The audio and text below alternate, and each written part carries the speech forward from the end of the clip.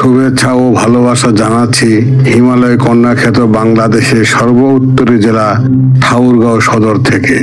বন্ধুরা, আজ আমি আপনাদের দেখাতে নিয়ে যাচ্ছি ঠাকুরগাঁও সদর থেকে প্রায় 40 কিলোমিটার দূরে এই জেলার ওই একটি আলোচিত উপজেলা রানীশংকৈল রাজা টঙ্কনাথের রাজবাড়িতে। রাজা টঙ্কনাথের রাজবাড়িতে যাওয়ার মূল উদ্দেশ্য হলো এই রাজবাড়িতে অনুষ্ঠিত হতে যাচ্ছে বাংলাদেশের জনপ্রিয় ম্যাগাজিন অনুষ্ঠান ইত্যাদির 37তম পর্ব। যে অনুষ্ঠানটিকে কেন্দ্র করে বিভিন্ন জেলা থেকে আগত লক্ষ লক্ষ মানুষের সমাগমে মুখরিত হয়ে উঠেছে রাজবাড়ির প্রাঙ্গণ সহ রানীশংকৈল শহর পর্যন্ত। আসলে বন্ধুরা, অনুষ্ঠান ধারণ উপলক্ষে বর্ণিল আলোয় রাজবাড়ি যেন নূতন আলোয় সেজেছে। অনেক দর্শনার্থী মন্তব্য করেন প্রায় 100 বছর পর রাজবাড়ি যেন তার হারানো যৌবন ও অতীত ঐতিহ্য ফিরে পেয়েছে ইত্যাদি ধারণ উপলক্ষে পুরো ঠাকুরগাঁও, পঞ্চগড়, দিনাজপুর জেলা, বিশেষ করে রানীশংকৈলবাসীর কাছে ছিল উৎসবের আমেজ। অনুষ্ঠান স্থলকে ঘিরে বসে জমজমাট মেলা, বিভিন্ন পণ্যের পসরা সাজিয়ে বসে দোকানিরা, ছিল ছোটদের নাগরদোলাও। অনুষ্ঠান সন্ধ্যা 6টা শুরু হওয়ার কথা থাকলেও বিকাল 3টা থেকে আমন্ত্রিত অতিথিরা অনুষ্ঠান স্থলে আসতে শুরু করেন। কিছুক্ষণের মধ্যে কানায় কানায় পূর্ণ হয়ে যায় অনুষ্ঠান স্থল। আমন্ত্রিত অতিথিরা ছাড়াও অনুষ্ঠান স্থলের বাইরে প্রায় লক্ষাধিক মানুষ উপস্থিত হন তাদের প্রিয় অনুষ্ঠান দেখার জন্য। ফলে রাজবাড়ির 3 দিক থেকে প্রায় 2 কিলোমিটারের মতো প্রচন্ড যানজটের সৃষ্টি হয়। এক পর্যায়ে দর্শকরা তাদের প্রিয় অনুষ্ঠান ইত্যাদি ও হানিফ সংকেতকে দেখার জন্য বাঁধ ভাঙ্গা জোয়ারের মতো অনুষ্ঠান স্থলে ঢুকে পড়েন। যদিও আমন্ত্রিত অতিথিদের জন্য 2000 আসনে বসার ব্যবস্থা করা হয়েছিল, কিন্তু বাঁধ ভাঙ্গা জোয়ারের মতো অনুষ্ঠান স্থলে সাধারণ দর্শকরা ঢুকে পড়ায় অনুষ্ঠান চালিয়ে নিতে কিছু সময়ের জন্য বিঘ্ন ঘটে। যদিও পরে পরিস্থিতি স্বাভাবিক হলে অনুষ্ঠান পুনরায় চালু হয়। আসলে ইত্যাদির প্রতি লক্ষ লক্ষ মানুষের ভালোবাসা দেখে অনেকে বিমোহিত হয়ে পড়েন। অথচ হানিফ সংকেতের ভাষ্য অনুযায়ী তিনি এত দর্শকের সমাগম আশা করেননি। উনি যতটুকু তথ্য পেয়েছিলেন, রানীশংকৈল একটি গ্রাম্য ছোট উপজেলা, তাই বেশি দর্শক হবে না, কিন্তু লক্ষ লক্ষ দর্শকের উপস্থিতি দেখে সত্যি তিনি বিমোহিত হয়ে পড়েন। ইত্যাদি বাংলাদেশে একটি জনপ্রিয় ম্যাগাজিন অনুষ্ঠান ইত্যাদি প্রথম প্রচার হয় 1989 সালে। বাংলাদেশ টেলিভিশনে 3 মাস পর পর প্রচারিত হতো। এর উপস্থাপক হানিফ সংকেত।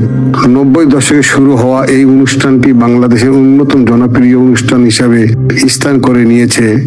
আপনারা দেখতেই পাচ্ছেন লক্ষ লক্ষ মানুষের সমাগমে মুখরিত হয়ে উঠেছে রাজবাড়ি প্রাঙ্গণ। সেই 90 দশকে আমাদের উপজেলার গ্রামগঞ্জে বিদ্যুতের ব্যবস্থা ছিল না বললেই চলে। তখনকার দিনে টিভি দেখার একমাত্র ব্যবস্থা হলো চার্জার, ব্যাটারি, সাদা কালো টিভি ইত্যাদি হতো 3 মাস পর পর। গ্রাম প্রতি 1-2টি টিভি ছিল।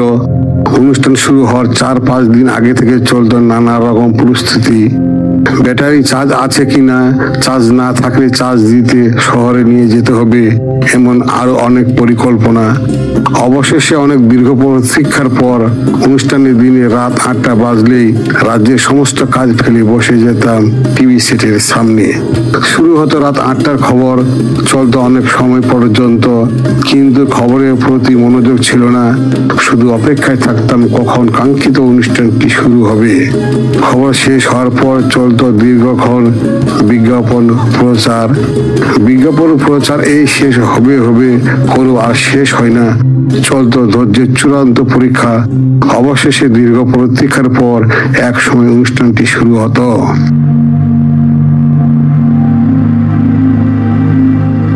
এই রাজবাড়িটি ঠাকুরগাঁও সদর উপজেলা হতে 40 কিলোমিটার এবং রানীশংকৈল উপজেলা হতে 1.3 কিলোমিটার দূরে অবস্থিত।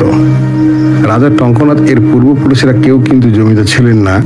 বর্তমানে রানীশংকৈল উপজেলা হতে 7 কিলোমিটার পূর্বে কাথিয়ার বাজার নামক জায়গায় গোয়ালা বংশী নিঃসন্তান এক জমিদার বাস করতেন। উক্ত জমিদারের মন্দির সেবা এদ হিসেবে কাজ করতেন রাজা টঙ্কনাথের পিতা বুদ্ধিনাথ। গোয়ালা জমিদার ভারতে কাশী যাবার সময় তাম্রপত্রে দলিল করে যান যে তিনি ফিরে না এলে মন্দিরের সেবায়েত বুদ্ধিনাথ জমিদারির মালিক হবেন। কিন্তু দিন যায় গোয়ালা জমিদার আর ফিরে আসেন না। শেষ পর্যন্ত গোয়ালা জমিদার ফিরে না আসায় বুদ্ধিনাথ জমিদারের মালিক হন। তবে অনেকে মনে করেন এই ঘটনা বুদ্ধিনাথ দুই এক পুরুষ পূর্বেরও হতে পারে। বুদ্ধিনাথের ছিল 3 ছেলে, রামনাথ, টঙ্কনাথ ও গৌরঙ্গনাথ। এদের মধ্যে রামনাথের অকাল মৃত্যু হয়। গৌরঙ্গনাথ ছিলেন বোকা আর রাজা টঙ্কনাথ ছিলেন শিক্ষিত, বুদ্ধিমান ও চালাক চতুর। তিনি তৎকালীন ব্রিটিশ সরকার আস্থা অর্জন করার জন্য মালদুয়ার স্টেট গঠন করেন এবং বিভিন্ন সমাজসেবামূলক কাজের জন্য 1925 সালে তৎকালীন ব্রিটিশ সরকার টঙ্কনাথকে চৌধুরী উপাধিতে ভূষিত করেন। পরবর্তীতে দিনাজপুরের মহারাজা গিরিজনাথ রায়ের বশ্যতা স্বীকার করে রাজা উপাধি পান।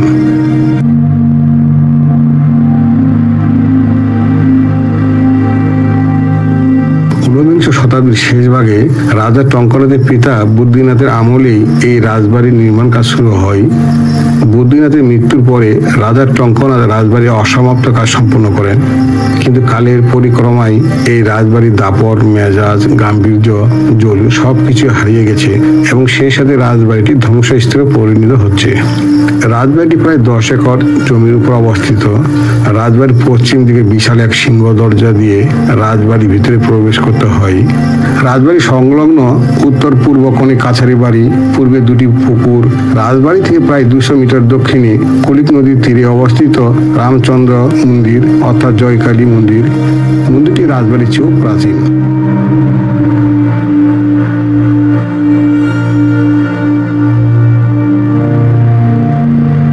রাজা টঙ্কনাথ চৌধুরীর স্ত্রীর নাম ছিল জয়রামা শঙ্করী দেবী। অবশ্য কেউ কেউ বলতেন রানী শঙ্করী দেবী। পরবর্তীতে এই রানী শঙ্করী দেবীর নামানুসারে মালদুয়ার স্টেট হয়ে যায় রানী শঙ্করী। রাজা টঙ্কনাথ চৌধুরী কিন্তু খুব বড় মাপের জমিদার না হলেও তার আভিজাত্যের কমতি ছিল না। কথিত আছে টাকার নোট পুড়িয়ে জৈনিক ব্রিটিশ রাজকর্মচারীকে চা বানিয়ে খাইয়ে টঙ্কনাথ চৌধুরী উপাধি লাভ করেন।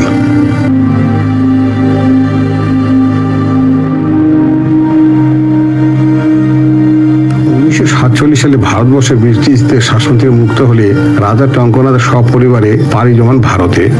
এর মধ্য দিয়ে এই বাড়িতে বসবাসরত রাজা টঙ্কনাথের বংশ পরম্পরার পতন ঘটে।